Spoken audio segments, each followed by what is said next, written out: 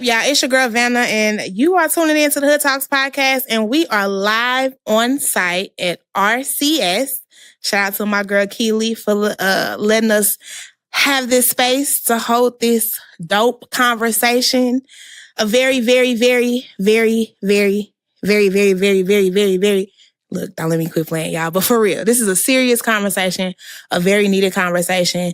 And I'm super excited to have it with the guest I have here, who we going to get into the introductions just as soon as I give a great shout out to our sponsors, Mid-American Transplant. Shout out to them for sponsoring this episode so we can talk about grief. That's the conversation we having today. And I'm super excited to have it again with my lovely guest. And I'm going to start right here with you, Cal, since you're next to me. Can you please introduce yourself and tell the people who you are?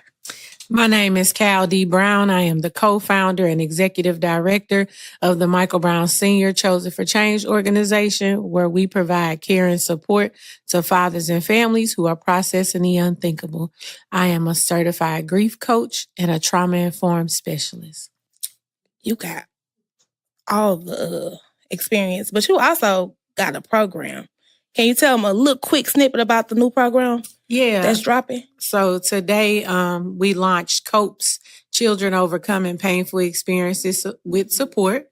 Children are one of the most vulnerable when it comes to grief, loss, and trauma, but they're also the ones who are often overlooked when it comes to grief, loss, and trauma.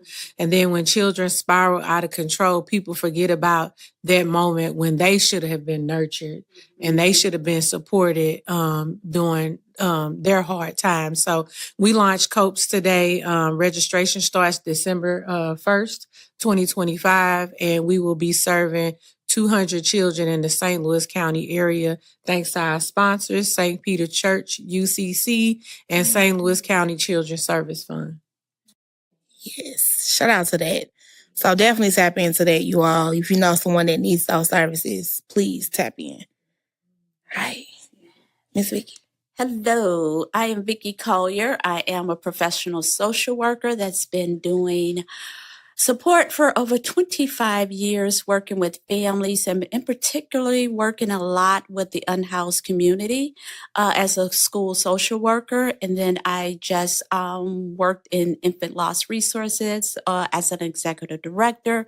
But most importantly, I think that my compassion spirit of working with the unhoused is where I like to be and talk about the mentally challenged community, and offering support to advocate and talk about social justice and injustice that's really with the unhoused community. And I am a mental health therapist, certified with trauma-informed care, as well as I am an experienced grant writer who loves expensive coffee and a good book. Expensive coffee and books. And a good book. Okay. Yes. Sounds like a good time. Starbucks. Right. In that order. Mm-hmm. All right, Miss Keely. Shout out again to RCS and all the work that they're doing right here. Right here, y'all. We in the heart of Ferguson, right here on West Florissant. So if you don't know about RSC, definitely tap into this space as well. But go ahead, Keely, and tell the people who you are. Okay. Hello, my name is Keely Finney. I am the founder of RCS as well as Empower. Here at RCS, we provide mental health services, individual, group, and family therapy. I'm glad about what you said, Cal, about the children, because we do have family healing circles, because oftentimes the children are left out. But we provide, we have a nonprofit side to our for-profit where we provide workforce development. We provide linkage to resources. We try to just take a holistic approach because in lieu of the therapy, there are also basic needs that needs to be. Okay, so there are also basic needs that need to be addressed. So just addressing those social determinants of health is also part of what we do here at RCS. Hi. Well, thank you, ladies, for joining me. Yes, I know this is a heavy topic, but again, I'm not going to stress it enough that I think it's a needed topic. And we're coming from, for those who are tuning in and who are going to be listening throughout this conversation, I want you all to know we're coming from this conversation in a way that is not necessarily just tied to the loss of individuals, peoples, things like that. We're thinking about grief in its entirety. So, which is, again, I think so overlooked. And wanted to just get into fast personal experiences, because I know I am heavily right now in a grieving space. I just had an incident where I lost, I feel like an opportunity that I thought was what was going to move me forward and where I was going to land and where I was supposed to be, and transitioning to a space where that's not happening. So I'm really heavily in, I think, a grieving space and really trying to care for myself gently. So again, why I wanted to talk about this, and I think the timing for this conversation is important because, you know, people think that the world right now, people are losing a lot, losing jobs. People are losing incomes. We talk about, family dynamics that are happening. The holidays are here. We've lost the beginning of the year, how we felt and thought that our country was going to go, right? So that's a loss, and all these things that I think are happening and we're losing. So I really just wanted to have this conversation on that note, because I definitely know that I'm in a grieving space right now. And it's hard because people don't think about grief outside of losing individuals and people. But it's more to that than anything. So can you all kind of come in and tell me something about experiences that you all have when you're talking about grief? You know, when you first started and you were saying you were in that space, you have actually released because you acknowledged it. And a lot of times that when we don't realize it, what we're holding in comes out differently in different ways. But that's a start of a healing process because you acknowledge it. And if you're doing something like what you may go and do yoga today or something, and you're saying, I just need to get out and do something, but it's actually you're navigating your healing process. So I want to give a shout out to you for acknowledging it. Thank you. I agree with you. And I think the first part of healing is being able to acknowledge that there's harm, that there's something there, there's emotions around it. You know, you don't feel normal, you know. So I think that is the hardest part as well, to admit that there's something wrong or to admit that you have some feelings about something, because it's easy to kind of just go on. Keep going. Mm-hmm. Yeah. And I think we as Black people do that a lot. I was going to say that. Thanks. But yeah, especially Black women. Especially Black women. Yes. Yes. When do we get time to grieve? Okay. Our life just not set up that way, but we have to hold ourselves accountable by acknowledging that there is, something there. I'm glad you touched on that, because we often are overlooked in the things that we go through too, because people feel like we just supposed to be strong and take on everything, and we always the last on the list when it comes to being able to acknowledge stuff and express ourselves and even ask for help. Mm-hmm. Absolutely. Yes. I still haven't conquered that. Yes. Don't worry about it. We're in the same boat. But I'm glad you brought up that word strong, because we have been taught to be strong Black women, right? And when you think about strong, it's kind of full of pride, right? So you think about being women of strength, which we know when we should ask for help. So although that's put on us, we take on that identity. And when you ask a question about a loss and a grief, I always go back to the loss of a sense of self, right? So I wrote this narrative for my life because I was the strong one. I was the one that was going to succeed in all of this. So I was never going to be a single parent, right? But then I got pregnant. And you're talking about grief like no other. I became severely depressed. I lost weight. I went through all the stages of grief, And I didn't understand why. But as I matured and walked in that grief, on that grief journey, I realized that everything that people said I was, I became. And I felt like I had to be it. So when I wasn't it anymore, it was like, who is this? Is this me? So I had to take off all the masks. Yes. And then in lieu of that, I found myself, my real self, the true self. But I had to go through that journey of grief. And it took me, I didn't come out of that journey of grief until my daughter was 2. Wow. So sometimes we think that we have to put that strong coat on, but it's really inside the mask until we say, hey, no, this is who I am, and I'm a woman of strength because I can ask for help when I need it. So, but it takes a while to get there. But I had to be pushed into that space to realize that, hey, you didn't fail, you just did not know who you were, and until this happened. So. And being intentional about the acts for help. But I do want to go back to something that you said that I think was so valid and a part of grief as well. You said the grief of the identity, right? Who you thought you were. And then when you went through this stage of... Unplug it. When you went through the stage of finding yourself, you still had to grieve the old you. Yes. Yes. That part. And it's real. And that is real because that was somebody that you've had all the way up until, you became a mom. And you think about that, though, and it wasn't just me grieving her, but those around me grieved me as well.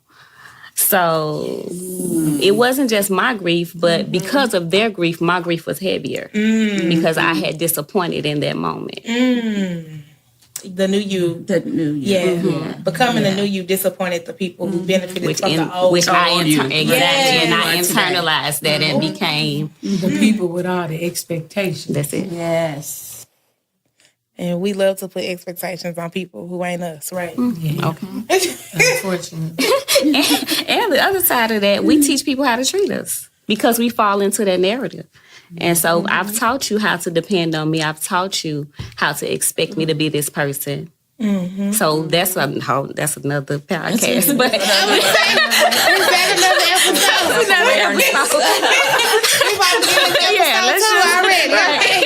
I ain't even got past the grief part. Boundaries sounds like okay. 2026 boundaries. We coming. Because that is real though. And then just grieving. Yes, the grief of someone else that you hold, because in moving into this line of becoming the new you, that you disappoint other people, but also the grief for you, who, like you said, your expectation. Like for me, I in my mind am so very much structured and organized. That's in your mind. Yes, in my brain. In your mind. Baby, I am. I know my day like this. I got this color coordinated calendar. But when I went through with my therapist, she's like, Savannah, that's not you. You live in creativity. You live in, opportunity. You thrive in those spaces. So you're not structured. It's okay. All right. But I had to grieve that because I wanted to be this structured person with a life, scheduled this, and this is what I'm doing at 10 o'clock, and I'm do this at 2 o'clock, and that's what it is. And she was like, that's not you. Where did you get that idea that had to be you? It was because it was the expectations from others. Society. Yes. Society will put some expectations on you. Especially if you let them. And I think you had mentioned something about self-care earlier. So when it gets to that point where if you have developed yourself enough to know when your levels or your anxiety or anything is peaking or coming, but if you know, like, I can take a deep breath, or I can move to this lane and just sit here for a minute, or just kind of figure that out, that's when you can bring that level down and work your way through some things. But think about so many people that's out here other moms that's carrying and don't even have an opportunity to even know that they can provide their own self-care. People don't realize that the smallest thing in self-care could be sitting in your car 15 minutes before you go in the house. Yes. And just listening to music or stopping and getting you an ice cream cone and sneak in the car and just sit there and eat it. Like that's self-care. I recommend that to all moms. Yes. Get you a meal in your car. Turn on the radio. Or if you go for a drive, take you a nice long drive. And with the radio, get you a meal. Date yourself. Okay. Yes. Yes. Get you some nice glasses of wine. Or let you sit back and take a nap. That too. Whatever that looks like for you. Right. It's Yes. not expensive. It's not. And I think there is this thing up, and we have an episode called cliche of self-love, because I think there is this cliche of how self-love's supposed to show up for yourself and self-care, and how it's supposed to be like going to get you a massage or going to, sometimes we tie it into shopping, getting a new outfit, some of those type of things. And I'm with you. I think it could be so simple as burning the candle in the morning. That you like to smell the scent, and making sure that scent is throughout the house before you get those kids together. And really getting up in the morning and being intentional about your time. I get up as early as 5:30. When my husband is out the house, 6 to 7, that's my time. Before I get them girls up, right? I make intentional time. So if it's cleaning up something, I set my candles, I set my music on, my affirmations, and that's my moment to just be me without having to be mom or wife. So I do think, and shout out to my therapist, because yes, I go to therapy. I think therapy is very important. But shout out to my therapist, who reminds me often about the small acts of times, of days, and just, she says, if it's 10 minutes, Savannah, self-care. So. And it ties back into something that you said, the expectations of society. So we've been taught what self-care is supposed to look like, as well as what grief is supposed to look like. So sometimes we fall into that, but each of those things are individualized. But we kind of try to fall into the narrative of what we've been told that looks like. So you talk about that, and you think about what is self-care for you? And it goes back to another thing that you said earlier, self-awareness. So self-care for me may not be the same thing that self-care is for you, and vice versa. So just really being aware of yourself and what that looks like in your self-care and in your grieving process. Yes. That's real.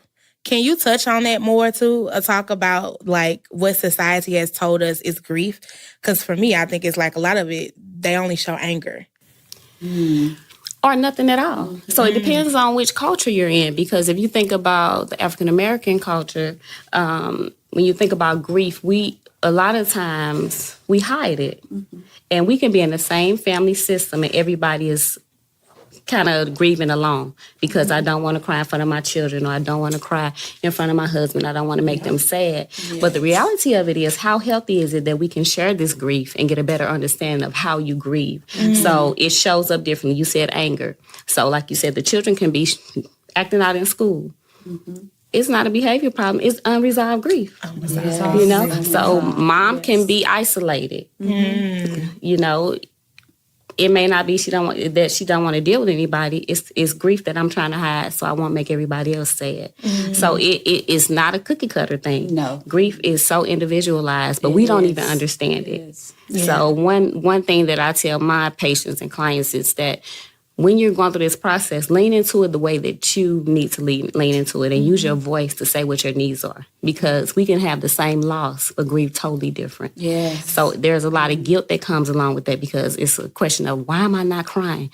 Why am I feeling this way and why I'm feeling that way? Because your process is different.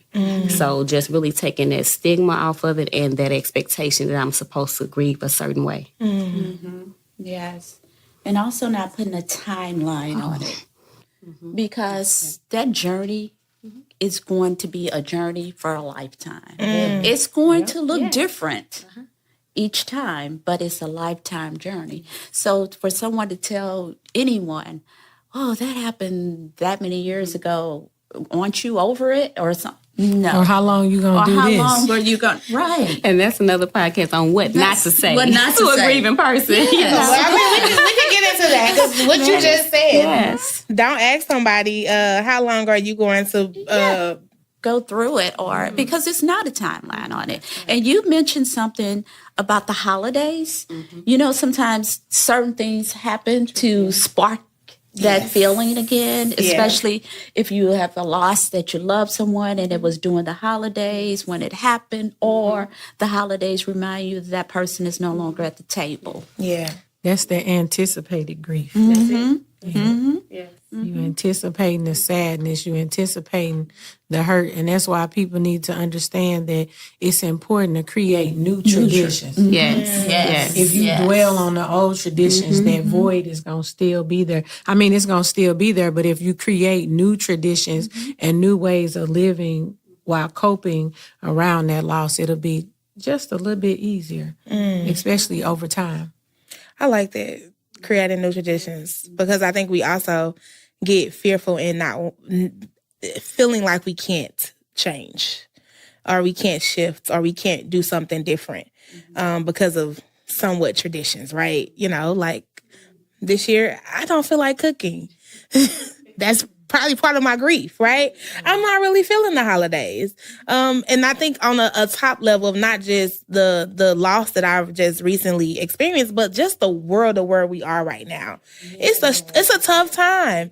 It doesn't feel like a space to celebrate. So to me, I just don't feel like having the moments of celebration right now. And because I'm starting to rethink the traditions anyway. That's a whole nother podcast. But so I say all that to say is I'm like, it's okay for me not to cook. And yes, I'm getting pressured by, you know, my husband like, oh, yeah, we got this. And, you know, I was thinking about dressing and the girls talking about Turkey Day. And I'm just like, I heard everybody talking about it, but I don't really care. But I just was like, oh my God, I really wanted to go on a trip. And I'm just trying to force them to think about how we could just be on the trip right now. But that would be a great new tradition to do something different. Or it could just be, like you said, you know, maybe we aren't. Maybe it's a movie night. Maybe we eating popcorn. It's just something different. And it's okay to do something different. I wish we as Black people felt that strongly. Like, it's okay to do something different. We don't have to always do. But people a lot of times feel like when they do something different, they're going to forget about those that they have lost. A lot of people hold on to those traditions to try to hold on to grandma and grandpa and mom. That's real. Yeah. Yeah, because those are usually where the traditions came from. That's where the traditions come from. Yeah. You know? You hear people stand up in the kitchen all the time. I'm going to make this dressing like my granny did. Or I'm going to fry this turkey like my grandfather did. But just don't know that they're hurting themselves in ways by continuing on that path. But it's tradition. It's what they used to. That's real. And a lot of times it's no middle, because sometimes on the other end of that, they don't want to celebrate because I shouldn't be happy. So I feel guilty for feeling the feeling of happiness. Grief is just it's such a wide range of like just coping with it, you know. And I've seen both sides of that. Like, well, I can't celebrate Christmas because I feel guilty for even getting a feeling of happiness and my loved one's no longer here. You know, so that survivor's guilt is real in so many different ways. Survivors. Yes, yeah. And you got to constantly remind them that your loved one wouldn't want you to be sitting in grief like that and be sad and upset. You know, that's one of the things that you just have to remind them of. Like, who was your mother? My mother was a happy person, so don't you think that your mother would want you to be happy, even though she's gone? You know, those are the ways that you can keep her memory alive, but by displaying the characteristics that she displayed, you know? Ooh. Deep love brings deep grief. That's right.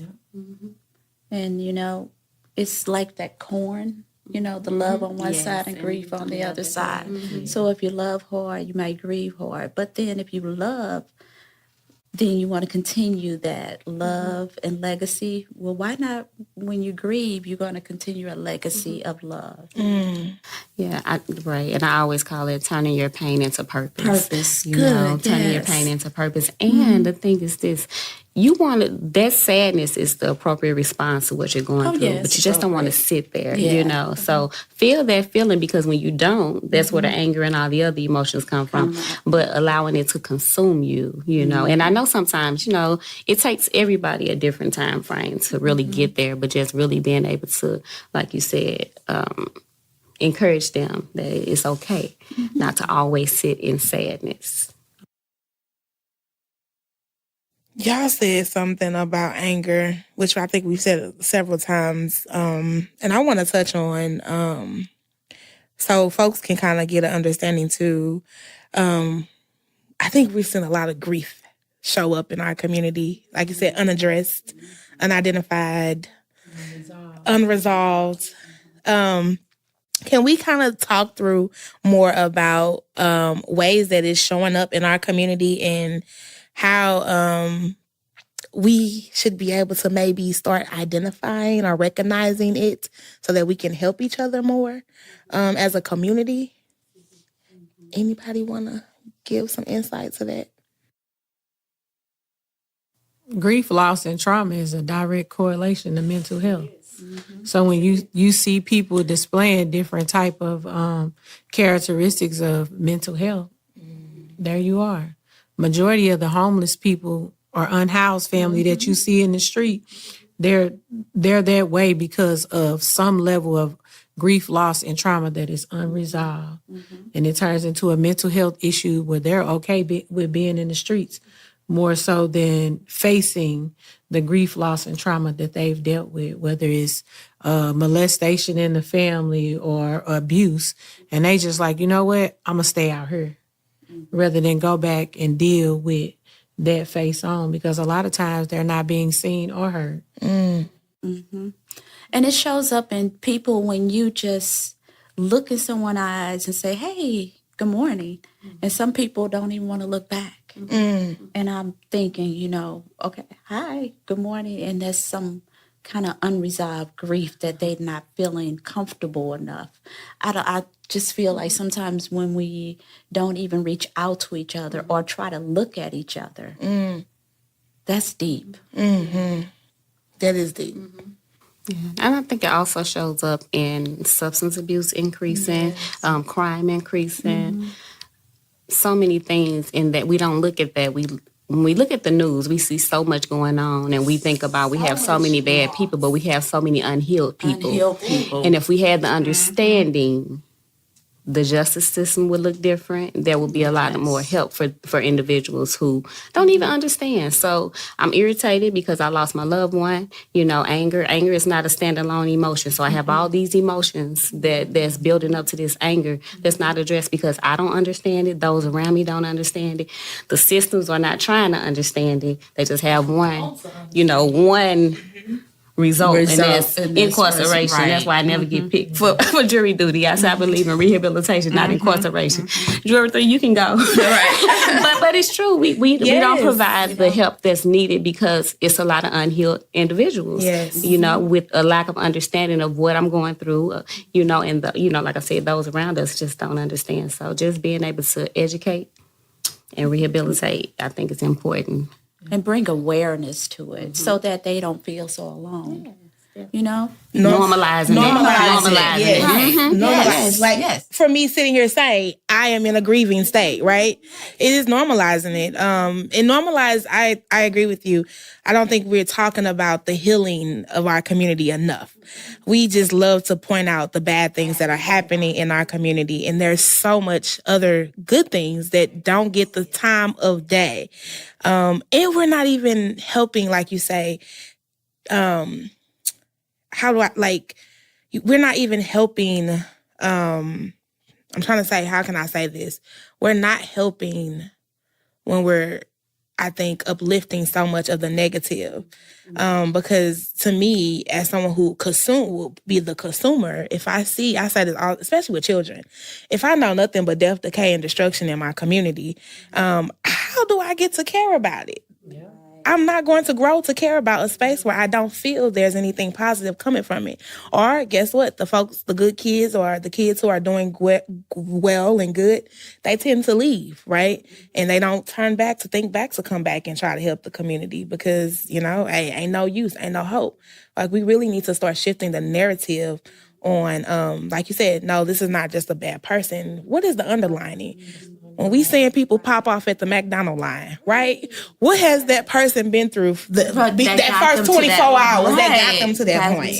It's more than just that pop off. Yes, it's that trauma thing where you don't say what's wrong with you. You got to say what happened to you. What happened? Yes. Where is that? Yes. That moment. Right, because a lot of times it's a trauma response. And in our community, a lot of people don't even know they're traumatized because we are desensitized to that because I've seen so many people killed. I've seen so many people beat. It becomes a part of who you start to think who you are and who we are until you know. So a lot of people, adults, do not know that, that's trauma. Is that what that is? That is real life.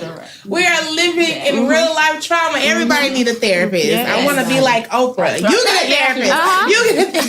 You get a therapist. Everybody get therapy. Okay? And even those ones who succeed and leave, they have a level of trauma too. But it's kind of that avoidance. So I stay busy to not even think about it. And when I'm still long enough, here we go. And people wonder, man, he or she was so good. What happened? Well, I've sat quiet for long enough to realize that I have all these unresolved things that I never addressed.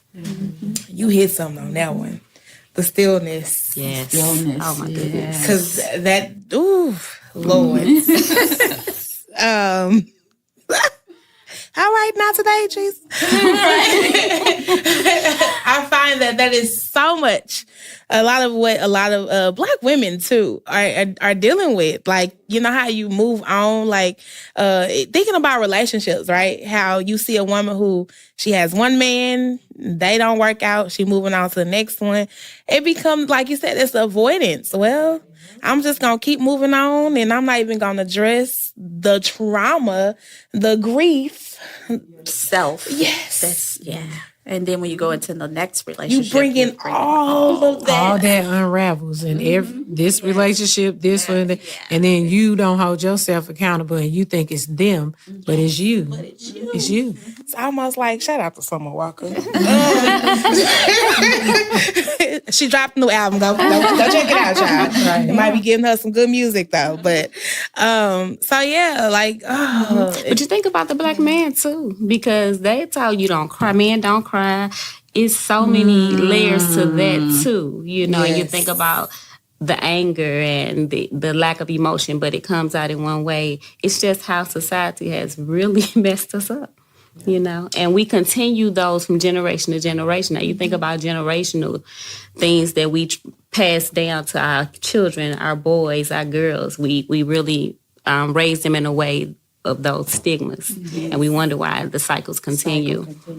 And how they get worse. Because it's the baggage of all the generations, right? Yes. We're so, in some sense, so far removed from slavery in some sense. But but the effects of it is still strongly showing up in our community today. The conditioning is real. Systemic. Yeah. I had to ask my husband, who told you couldn't cry? Because he didn't think it was okay to cry, and especially cry in front of me. I told him vulnerability is sexy. Yes. It is.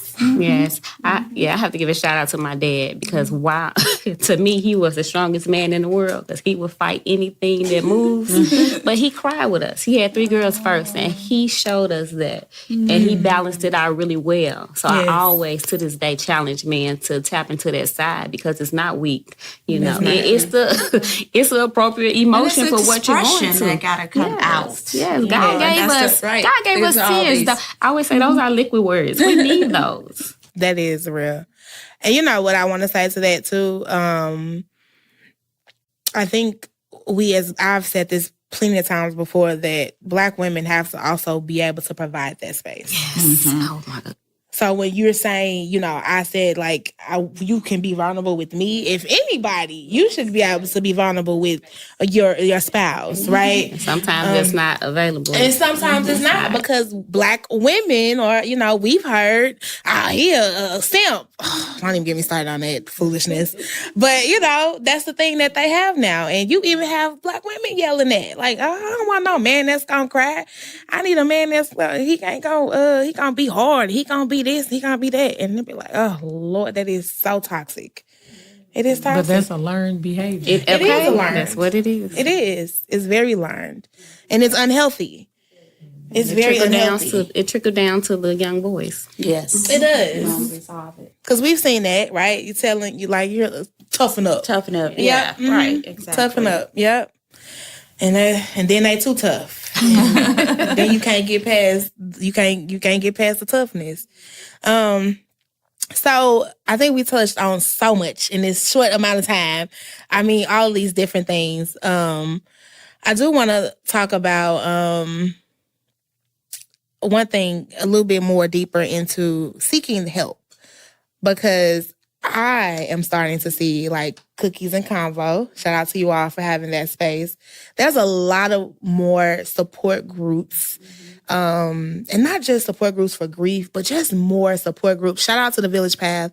That's another one. I saw them recently have like a video on social media where the men were playing with Play-Doh. I thought that was so dope. And they were getting into that creative side. So there's, you know, these like groups, support groups and healing groups and just groups of folks getting together for mental health. And I think that is game changing for our community. Can you talk a little bit about Cookies and Convo and then like what has come from that space? Because again, I think these types of support groups are so needed, and it's so untraditional. Yeah, it really is. So Cookies and Convo is a safe space that's created for parents who are grieving the loss of their children. Almost 4 years ago, I started Cookies and Convo with my mother's group, Mothers of an Angel of St. Louis. And the women were so entitled in their grief. Somebody would see a sister crying and not offer a hand or a shoulder or a tissue. And I had been working with the men since 2016. And I told my husband, I said, y'all need to come show these mothers how they supposed to act. So I ended up turning it a few years ago into a co-ed. The fathers came in and showed the women how this was supposed to look. And it's like, it's an amazing space now because you don't usually have mothers and fathers grieving together.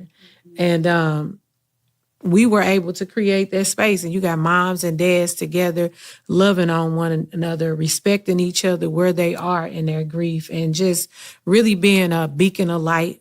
We have a meal together, we fellowship, and of course we have cookies. You know, it's really a beautiful space. We do it twice a month, once in person and once via Zoom. Okay, I love it. Yeah. And I love that you said the co-ed. Because one thing that I've always found too is what you just said. It's like women over here, men over there. Mm-hmm. And there's never this space where they're cultivating it together. And I think that is going to be a dynamic change for us as a Black community, is getting us together, men and women in rooms to start healing processes. Because we got a lot of tension in between us as well that I think we need to really tackle. So I appreciated that, and it's so funny for you that you said that the men was like, right, come show these women. That's a different dynamic. Right. I love that. You know, my husband is a grieving father, so the first thing I did was try to create a space for fathers because they're often pushed to the back in silence, and that's exactly what happened to my husband. But in 2015, when I was walking down the streets of Cleveland after a convening, there was like 35 men that were walking down the streets saying the same thing he had been saying. And I was like, we got to create a space because these men feel left out.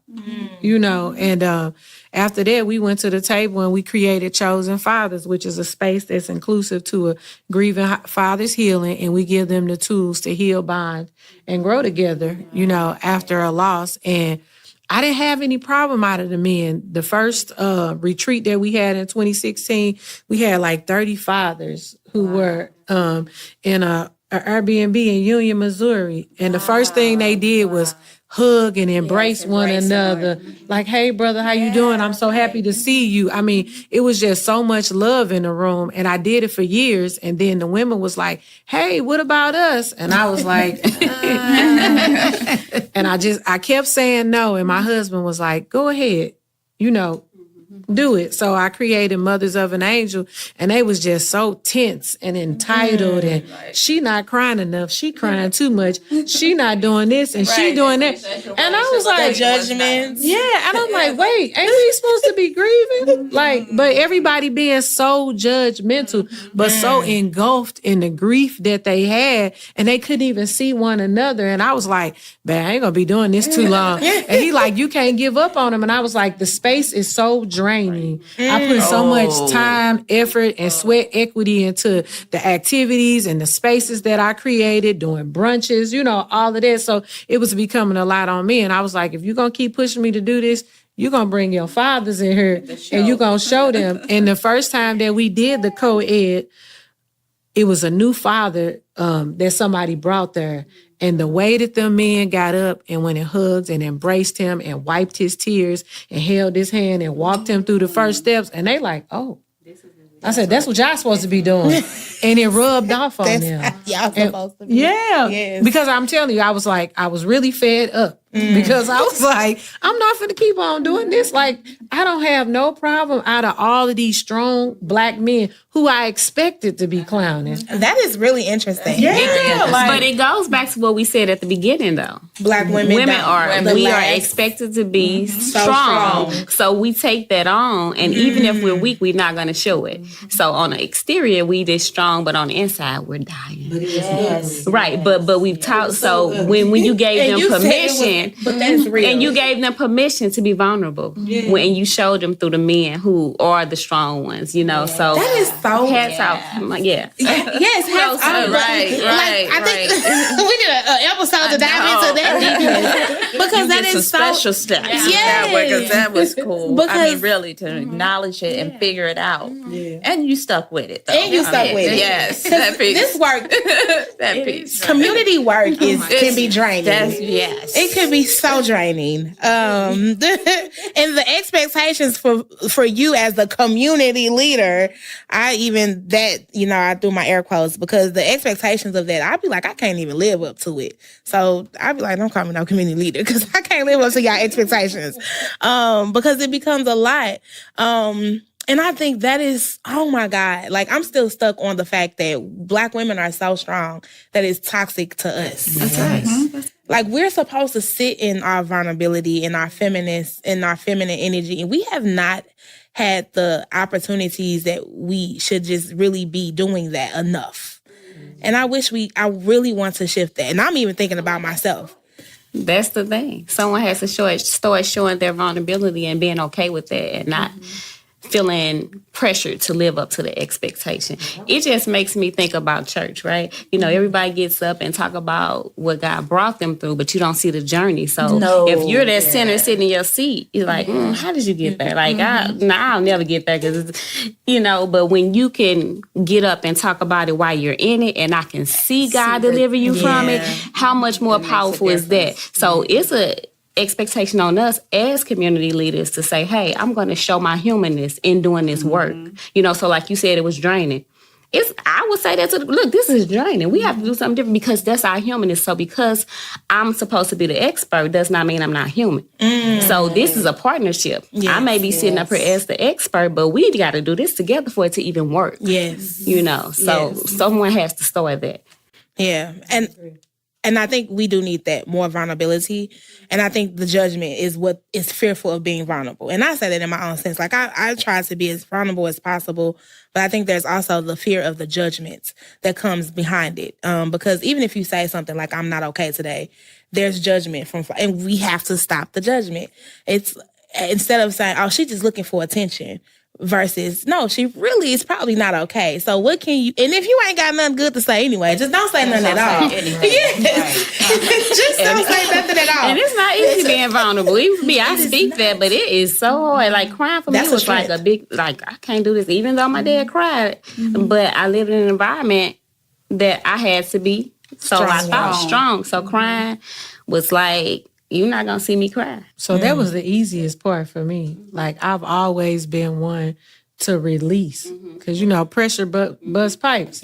So if for me not to find myself in situations I can't get out of, I prefer to cry. Most people be like, oh, if you catch me crying, I'm the total opposite. I'm going to cry so I don't put myself in a predicament. Right. And I tell my husband all the time, like, I feel like I just lost 100 pounds. I'm good. I can go another round. That release you need to start again. I'm definitely the one. If you catch me crying, it's we probably at the end. I used to be that one. I have a little bit of a balance. I'm working on the balance. It's a while. You got to cry more in 2020. I need to, girl, look, I'm also going to cry outside in the corner. Oh, you hear me? Like, for real. But let your baby see. Yeah, exactly. So they can have healthy emotions.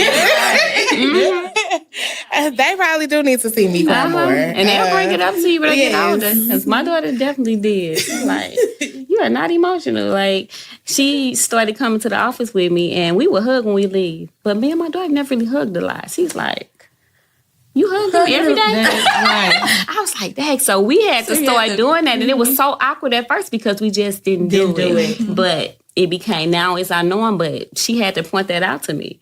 I moved so fast. And just like, so your children will definitely point it out. But it's great to catch it at that age to really show them the healthy expression of emotion. And that's real. I think for me, what's been the hardest as with the affectionate part is I am a sexual abuse survivor.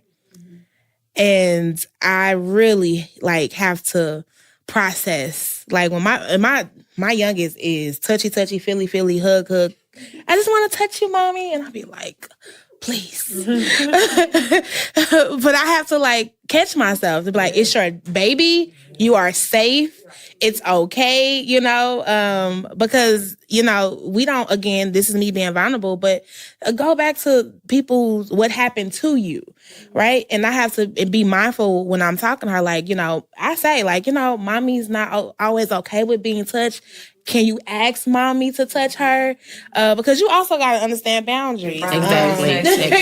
Respectfully. Yeah. But, and I have to just talk through those things. But I say that to say, I have, my trauma is deep rooted in a lot of things. And I am learning, and I think I'm trying to, that's why I cultivate these spaces, is because we have to really, truly unlearn and relearn new habits.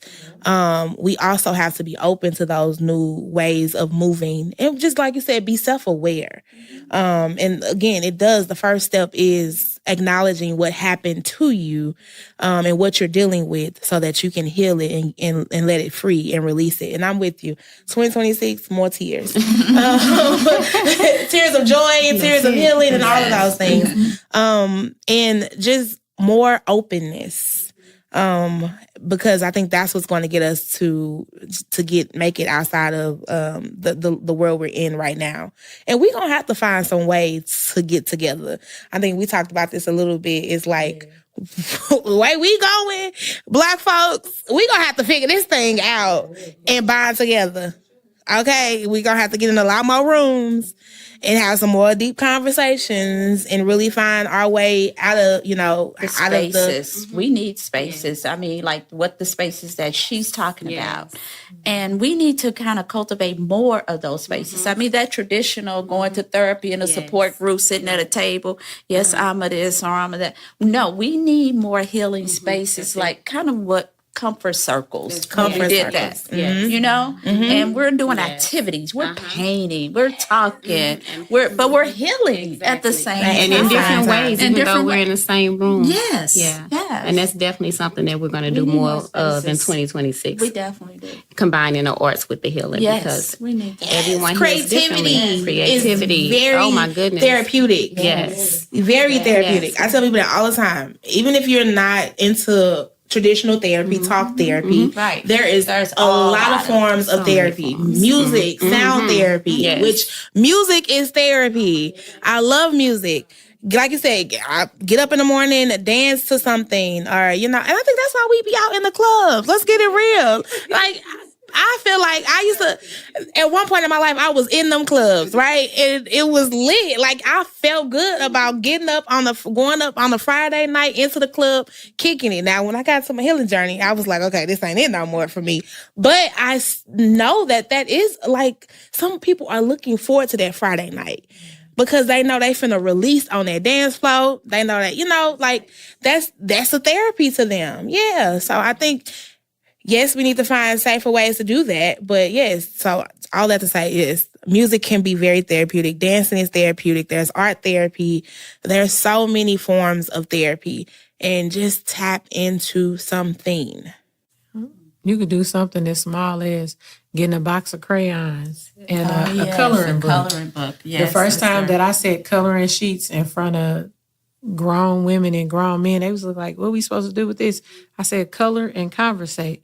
And they would start a conversation, and by the time the conversation was over, the color sheet was finished, and they like, oh, wow, look at what I did. You know, it's just really simple things. You can buy dollar canvases and the little paint. Yes. Do that. And they sit there. A lot of them figured out, like, I'm really good at drawing. I'm really good at painting. Like, that's part of their continued therapy. You got them doing painting sips at home. And, you know, it's just the smallest things, like we talked about with self-care. Self-care don't have to cost. That could be mama outside in the truck with a 30-minute nap with the music playing, or her going to get an ice cream cone, or grabbing her favorite meal and just sitting in the car and just really sitting in it. And that's one of our biggest problems.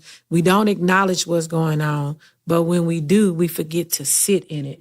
We immediately try to run away. Yes. And then there's that U-turn, and you wonder why you back at it. And I just attended a grief conference at UMSL a couple of days ago, and for the first time, I heard a therapist say that there are no stages of grief.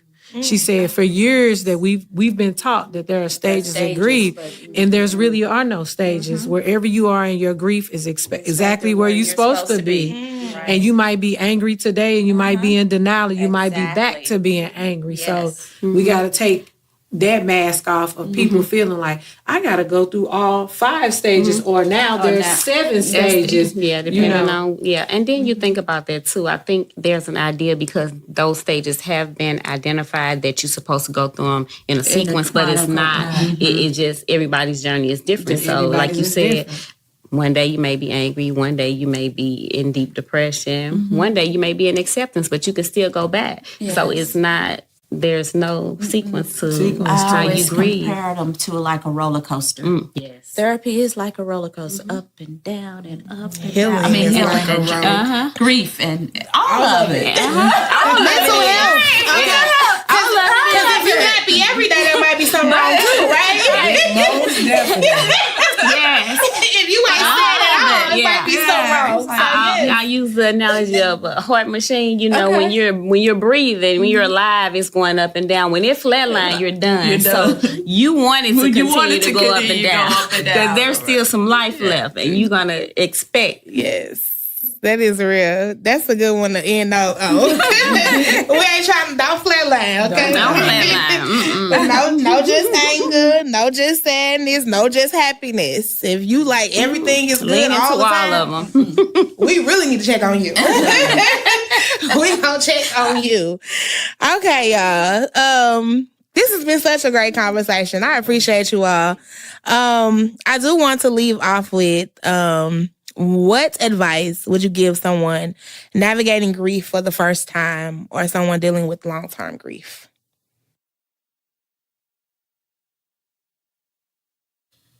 first time. I think if it's the first time, just whatever's working for you for your first time.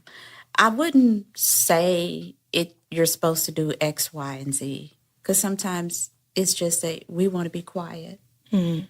You may not even want to talk. Mm-hmm.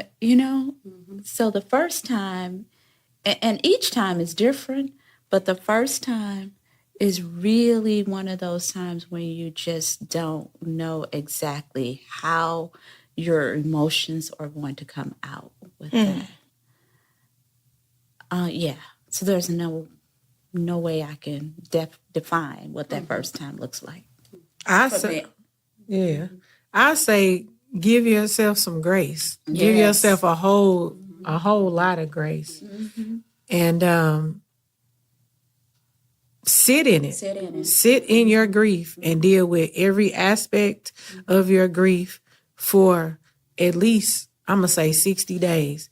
Because if you immediately go and get therapy or counseling, now somebody's telling you how to grieve. But if you take the time to sit in it and see yourself experience it, mm-hmm. come up with your own coping skills, and then you can go and get those different tools and different points from the therapist, and then you'll be able to create your own navigation through grief. Because I find a lot of people, the first thing somebody tell them, go get a therapist, go get a grief coach. Nah, because now somebody telling you how to grieve. And you don't know what it's like to do it on your own. You don't even know how to identify the feelings. Right, the first time. Yeah, and I would say lean into the grief. I would say definitely lean into the grief. And I would say definitely just allow yourself to be. Don't put any expectations on it.